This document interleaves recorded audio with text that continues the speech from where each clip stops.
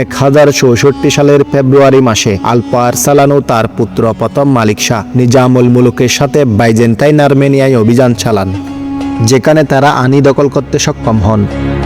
এরপর বেশ কয়েকজন ক্ষুদ্র শাসক সেলজুক কর্তৃত্ব স্বীকার করে নেন। অন্যদিকে আলপ আরসালান এবং নিজামুল মুলক ককেশাসের গভীরে আরও প্রবেশ করতে থাকেন এবং জর্জিয়ায় পৌঁছান। জর্জিয়ার শাসক চতুর্থ বাগরা তার বাইজিকে আলপ আরসালানের সাথে বিয়ে দিয়ে সেলজুকের সাথে শান্তি স্থাপন করেন। নিজামুল মুলক নিজেও কিছু অভিযান পরিচালনা করেন। তিনি 1067 সালে সাবানকারা সর্দার পাদলুয়ার কাছ থেকে ইস্তাখরের দুর্গ জয় করেন এবং ফার্সে আরেকটি অভিযান চালান। বলা হয়ে থাকে যে এই সফল বিজয়গুলো তার খ্যাতি আরও ব্যাপক গুণে বৃদ্ধি করে। 1091 সালে একদল কারামাতিয়ান বুসরা শহর লুণ্ঠন করে। অন্যদিকে হাসান সাব্বার নেতৃত্বে ইসমাইলিরা আলামুদ দুর্গ দখল করে একটি বিদ্রোহ শুরু করে। নিজামুল মুলক পরে আলামুদ দুর্গ অবরোধ করেছিলেন, কিন্তু পিছু হটতে বাধ্য হন। রাষ্ট্র পরিচালনা করতে গিয়ে নিজামুল মুলক দীর্ঘ অভিজ্ঞতা অর্জন করেছিলেন। একসময় তিনি চাইলেন রাষ্ট্র সংক্রান্ত তার এই অভিজ্ঞতাগুলো নিয়ে একটি গ্রন্থ লিখবেন, যে গ্রন্থটি রাষ্ট্রবিজ্ঞান ও রাষ্ট্রনীতি সম্পর্কে মানুষকে সুস্পষ্ট ধারণা দিবে। এই কারণে রাষ্ট্রনীতি বিষয়ে লিখিত তার সিয়াসাতনামা গ্রন্থটি রাষ্ট্র পরিচালনার দীর্ঘ অভিজ্ঞতা বর্ণনা বলে গণ্য করা হয়। নিজামুল মুলক শেষ জীবনে সুলতান মালিক শাহের অধীনে মন্ত্রী থাকার সময় সুলতানের ইচ্ছায় সিয়াসাতনামা গ্রন্থটি লেখেন। 479 হিজরিতে সুলতান মালিক শাহ রাজ্যের বিশিষ্ট ব্যক্তিদেরকে সেলজুক সাম্রাজ্যের নানা অসঙ্গতি ও তা থেকে উত্তরণের উপায় এবং রাষ্ট্র পরিচালনার সঠিক পদ্ধতি সুলতানকে অভিহিত করার দায়িত্ব দিয়েছিলেন। বিশিষ্ট ব্যক্তিদের মতামতকে সামনে রেখে সুলতান রাজ্যের সংবিধান তৈরি করবেন।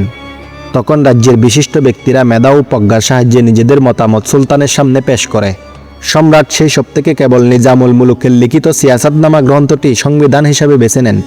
তিনি সিয়াসাতনামার দিক নির্দেশনা অনুযায়ী রাজ্য পরিচালনার ঘোষণা দেন। সন্দেহ নেই, এর পরপর নিজামুল মুলক মন্ত্রী থেকে রাষ্ট্রের সর্বোচ্চ প্রভাবশালী ব্যক্তিতে পরিণত হন।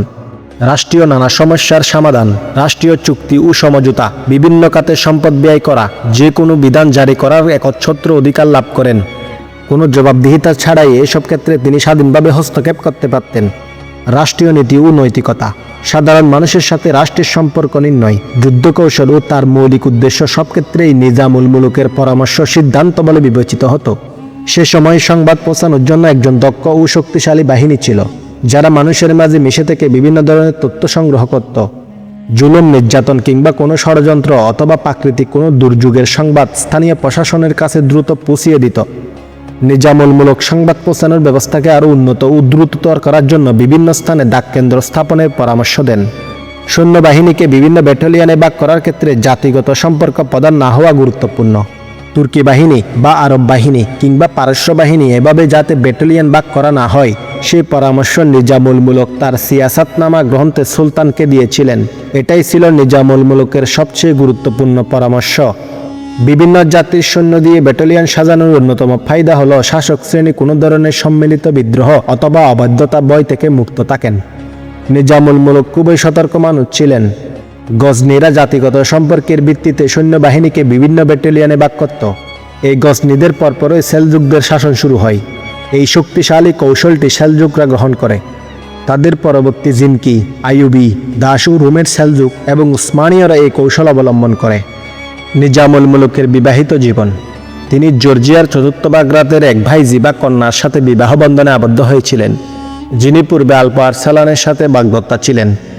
নিজামুল মুলকের ছিল 12 জন পুত্র, সকলেই সেলজুক সাম্রাজ্যের গুরুত্বপূর্ণ পদে অধিষ্ঠিত ছিলেন।